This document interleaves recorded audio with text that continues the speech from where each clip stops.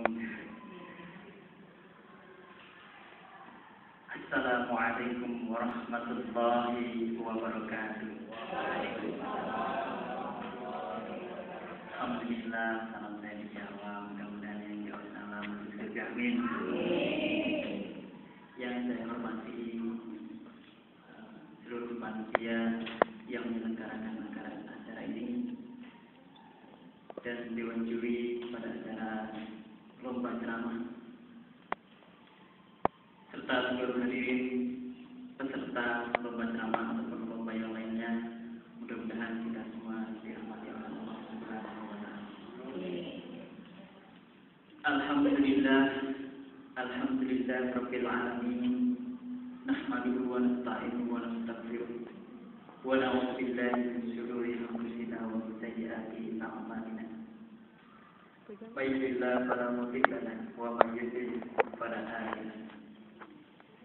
Asyhadu an la ilaha illallah wahdahu la syarika lahu wa asyhadu anna Muhammadan abduhu wa rasuluh.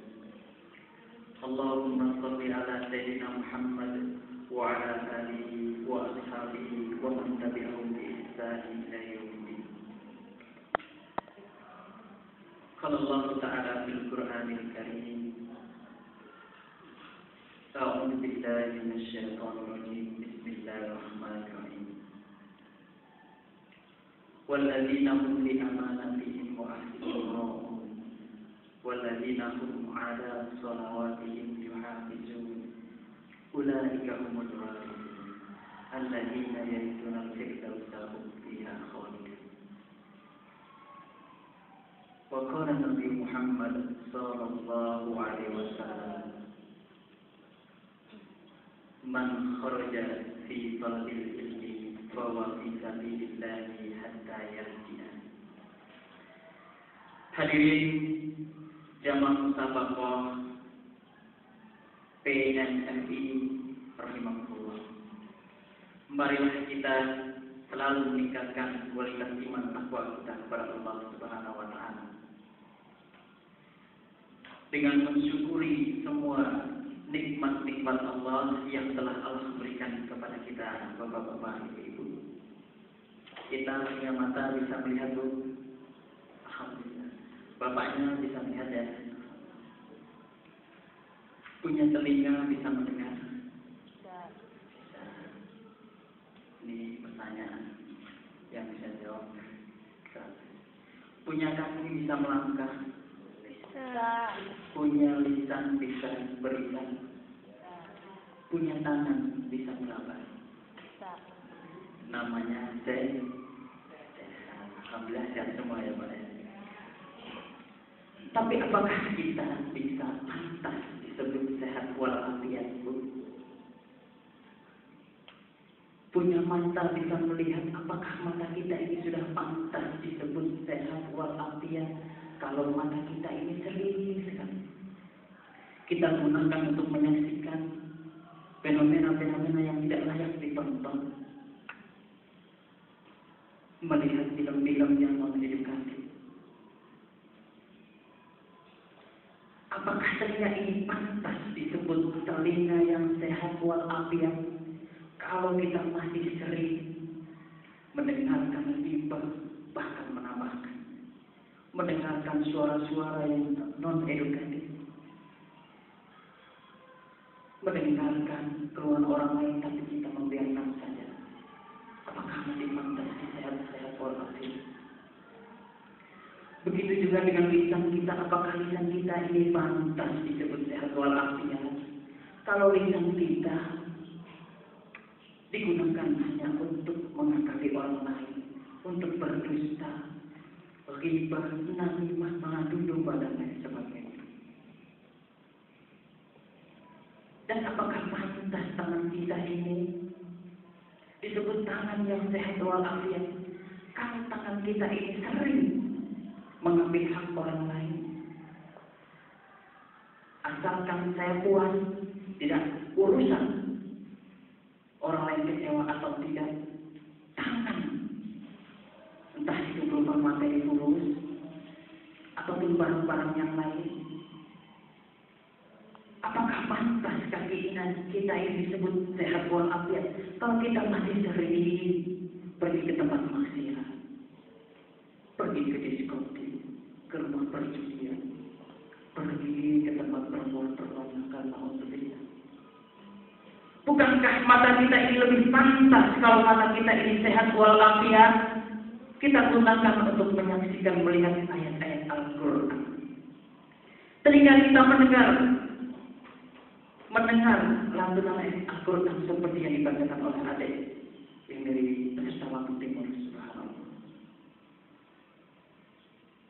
Bukankah lisan kita lebih pantas disebut lisan sehat walafiat kalau kita sering atau suka melantunkan ayat-ayat Al-Quran, memberikan nasihat?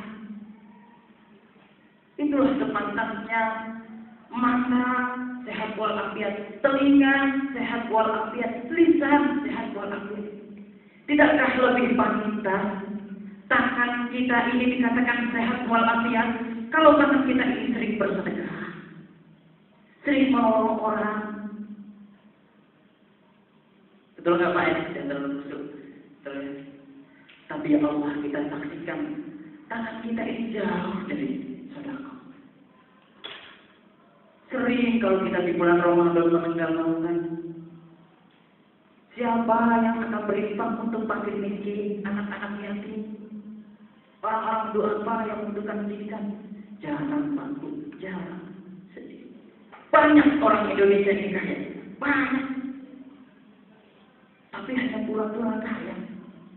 Tapi ketika ada pengumuman siapa yang mau menerima sumbangan untuk orang-orang miskin, kemudian itu apa? Hadir ke rumah saya jam sekian tanggal sekian. Oh, bukan hanya orang miskin yang datang, orang yang pura-pura kaya dia datang. Ya kamu ya. Tapi kalau diberi untuk orang miskin, semuanya ngaku miskin. Saya pengen itu. Bukankah yang menjadi suci? Tangan di atas memberi itu lebih baik daripada tangan di bawah. Kita ini masih pura-pura kaya, pura-pura sehat, pura-pura bahagia. Kalau yang kaya masih takut jatuh miskin. Kalau yang bahagia masih takut dirinya sengsara. Kalau yang sehat masih takut sakit. Bukankah semuanya itu sudah kodrat kita? Yang hidup takut mati. Bukankah mati itu sudah ada? Tidak ada seorang pun yang mundur-mundur waktu kalau belum wayahnya mati. Kalau sudah wayahnya mati.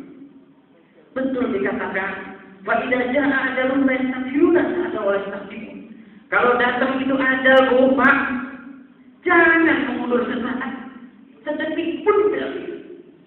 Begitu juga kalau ajal itu belum waktunya, tidak akan pernah bisa. Ibu loncat dari loteng sebelah, niat mau mati misalnya. Ya Allah, niat saya mati. Tidak sengaja ada mobil bawa kasar, mati nggak? Enggak ya? Kalau Allah belum berkehendak, maka tidak akan pernah terjadi. Idza arada syai'an ayyakuna lahu kun fayakun.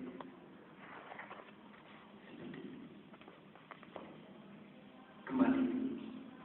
Alangkah lebih pantas kaki kita ini disebut kaki sehat walafiat kalau kaki ini sering kita lakukan untuk melangkah, khususnya buat para muslim, menuju sholat jamaah di masjid. Kemudian untuk seluruhnya menghadiri majelis taklim seperti sekarang ini, mudah-mudahan kita diberkahi oleh Allah Subhanahu wa taala. Dan kaki kita menjadi saksi bahwa saya menuntut ilmu. Telinga kita menjadi saksi bahwa saya mendengarkan ceramah. Lisan kita menjadi saksi bahwa tadi menyebutkan lafaz ya Allah. Kalau kita sudah mati, Bapak, apa yang akan kita bela-belakan? Mulut kita yang suka bohong, suka namimah, ngadu domba ini akan dikunci.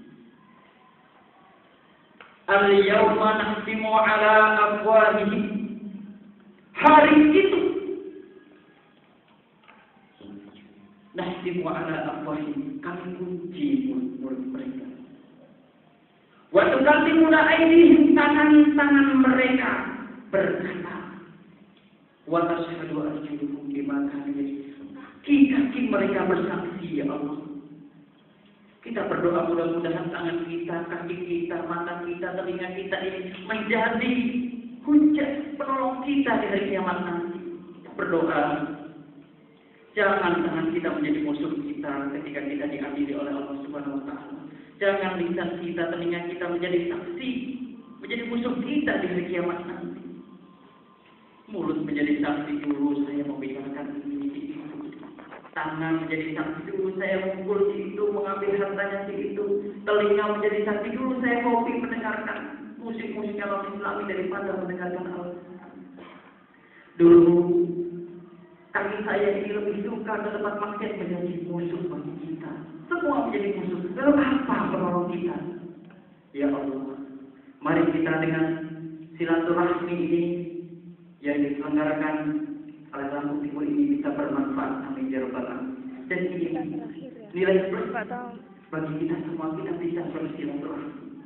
Bahkan Rasulullah bersabda, man ahabba, siapa yang suka, saya terjemahkan tadi, siapa yang suka ingin panjangan rezekinya, dan siapa yang suka ingin dilapangkan rezekinya dan dipanjangkan umurnya, maka silaturahmi paling silaturahmi. Betul nggak Bu? Berkat silaturahmi nanti kita akan dapat amplop ya, Lek. Betul Bu? Iya. Berkat silaturahmi pun umur kita panjang. Alhamdulillah. Subhanallah. Kalau kita jalan silaturahmi, bagaimana kita bisa berbagi? Bagaimana kita bersosialisasi? Kita tidak akan pernah saling mengenal. Bagaimana kita meningkatkan program PNMI ini dengan masyarakat? Kalau tidak ada silaturahmi. Dan ini pentingnya silaturahmi dari kita. Kalau tidak ada silaturahmi nanti akan cuek-cuekan. Bukankah kita dianjurkan, bahkan diperintahkan? Telah aku ciptakan kalian dari jenis manusia, jenis perempuan dan laki-laki. Lita'arafu, untuk saling mengenal. Di dalamnya itu hablum minallah. Hablum minallah sudah dijelaskan oleh Ibadah untuk kemudian hablumnya kita bersilaturahmi. Dengan silaturahmi kita akan terhindar dari menyakiti dan lain sebagainya, dan dari suuzon. Dan ini penting sekali. Kalau kita sudah lepas dari kebersamaan, tetangga saling menyakiti, calon DPR, DPRD saling mengunjing, saling mengolong-olong, saudara saling bermusuhan, maka nanti amal ibadahnya akan dikikis habis oleh dosa-dosanya. Ketika itu Rasulullah SAW bertanya kepada para sahabat, wahai sahabat, siapa itu orang yang merugi? Sahabat menjawab, orang-orang yang nggak punya duit, orang-orang yang nggak punya dirham, kata sahabat. Kemudian Rasul bersabda dalam hadis jadi diriwayatkan oleh Muslim dan Tirmidzi, innal muflisa min ummati ya'ti yaumal qiyamah bis sholati wasyami wazakati. Innal muflisa, sesungguhnya orang-orang yang merugi min ummati, dari umatku, yaumal qiyamah, pada hari kiamat, bis sholati, dia datang dengan membawa pahala sholat, wasyami, dia datang pula dengan membawa pahala puasa, wazakati pun dia datang dengan membawa pahala zakat. Wa yamtikun syatama hada wa qadafa hada wa akala mala hada wa sama kadama hada wa doroba hada. Tapi dia juga datang dengan menghina si Anu. Dia juga datang dengan dosa menuduh si Anu. Dia juga datang dengan dosa mengambil harta si Anu. Dia juga datang dengan dosa memukul si Anu. Fayuto hada min hasanati wa hada min hasanati. Kemudian diambil dosa yang ahli ibadah tadi oleh orang-orang yang pernah kita sakiti. Diambil satu-satu. Fa'ibadiyah hasanatu qabla ayyusuf alaih. Kalau habis pahala kita, kebaikan kita dikasihkan kepada orang yang kita hina, kita caci maki, kita ambil, kita curi haknya. Ukhidha bil khotoya, kesalahan-kesalahan orang yang dianiaya tersebut kita ambil kembali. Kita mendapatkan dosa daripada orang-orang yang telah kita aniaya, ya Allah. Kemudian kita dicampakkan ke dalam neraka, ya Allah. Seperti itu. Kalau akhlak terhadap sesama kacau, maka nanti akan dipertanggungjawabkan. Maka benar tadi dari yang pertama, yang kedua, mendidik karakteristik anak itu penting. Bukankah itu kewajibanku? Aku sanggup lindungi, jaga keluargamu, dirimu dan keluargamu dari api neraka. Kalau anak nggak punya akhlak, nggak punya ilmu kan kacau ya. Contoh, bahkan kalau kita punya anak, bahkan manusia, laulal ilmu karena kalbahan. Kalau bukan karena ilmu, manusia itu seperti binatang, betul nggak?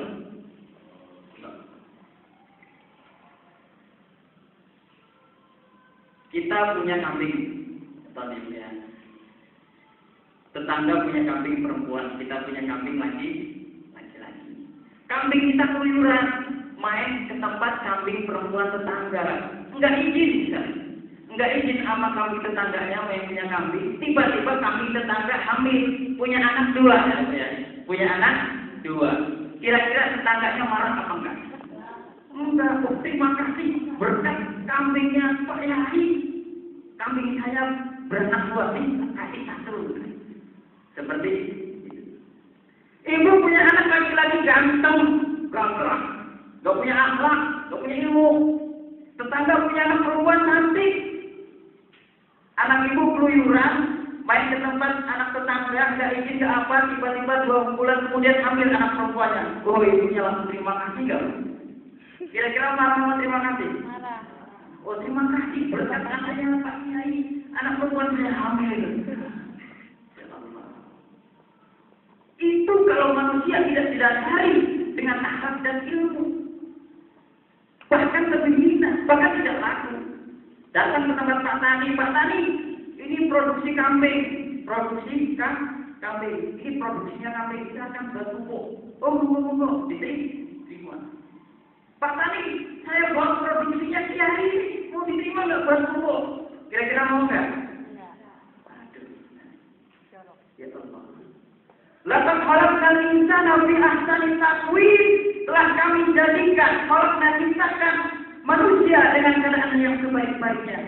Kita lebih baik, punya akal, bisa berpikir, punya hati, bisa berdeteksi. Summa radadna salihati, kemudian kita campakkan, kemudian kami campakkan ke tempat yang terendah rendahnya. Ya Allah. Sudah berapa menit? Pernah lihat singa waktu? Nah, singa itu karena kalau saya lihat film itu, singa itu kalau ada mangsa dimakan. Itu sih. Pernah lihat burung merak? Bapak pernah ya? Burung merak lebar ekornya itu. Jelas. Masalah pernah. Burung merak tidak ganas seperti singa, tapi burung merak ini punya hobi pamer.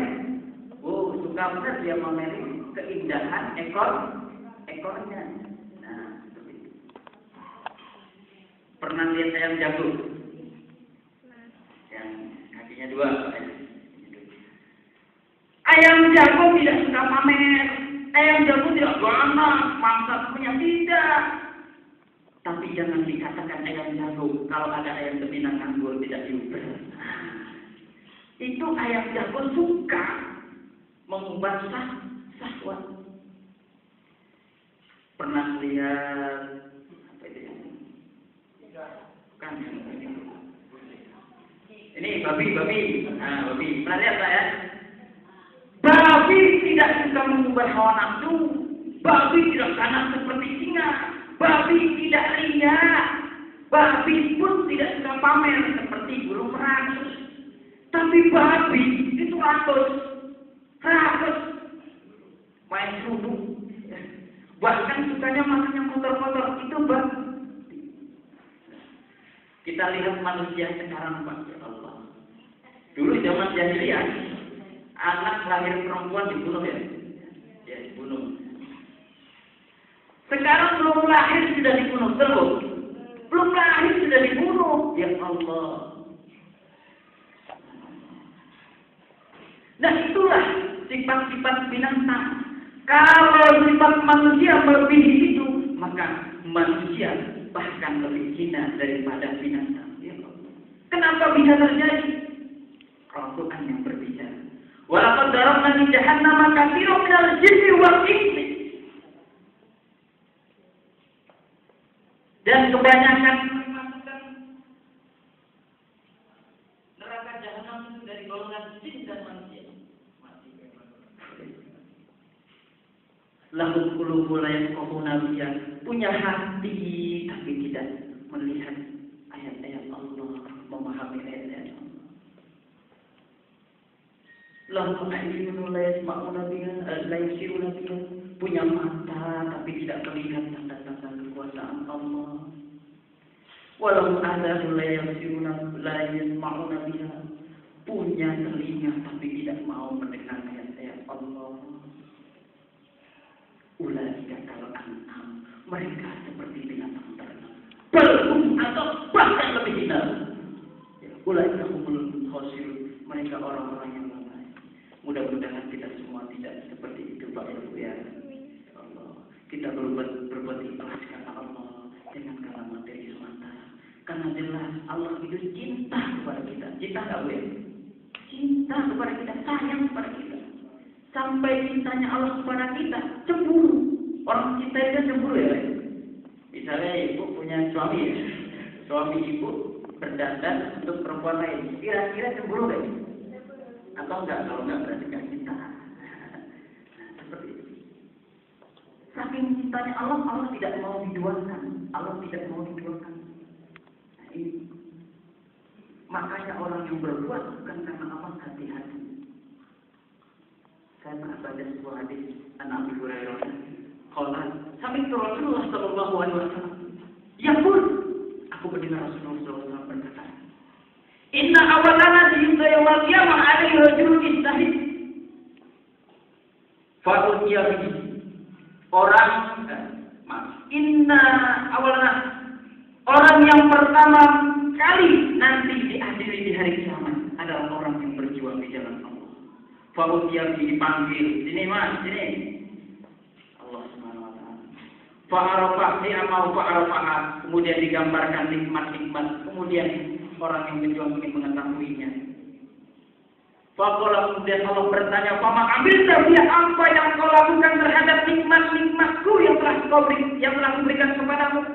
Qala qataltu fika hatta itu aku berjuang, aku berperang karena engkau ya Allah sehingga aku mati syahid. Kemudian Allah menjawab, "Qala kadzabta walakinnaka qatalta li an yuqal." Jadi kamu dusta, kamu bohong, tetapi kamu berjuang, kamu berperang bukan karena aku, tapi karena kamu ingin disebut pahlawan. Ya Allah. Summa riyala wajhi hatta ulqiya finnar. Kemudian Allah memerintahkan malaikat untuk menyelupkan ke dalam neraka. Alhamdulillah ya Allah, mudah-mudahan kita berbuat karena Allah semua. Oke, baik, masih banyak yang ingin saya sampaikan, mudah-mudahan hanya sedikit. Yang penting kita pulang dengan membawa oleh-oleh, mudah-mudahan ceramah singkat saya ini bisa menjadi oleh-oleh buat Bapak Ibu semuanya. Mohon maaf atas keterbatasan waktu yang saya langgar, mudah-mudahan diampuni oleh Allah Subhanahu wa taala. Kalaupun saya ada salah, itu datangnya dari saya, dan ada kebenaran itu Allah Subhanahu wa taala. Usikum wa nafsi bitaqwa. Akhirul kalam. Wassalamualaikum warahmatullahi wabarakatuh.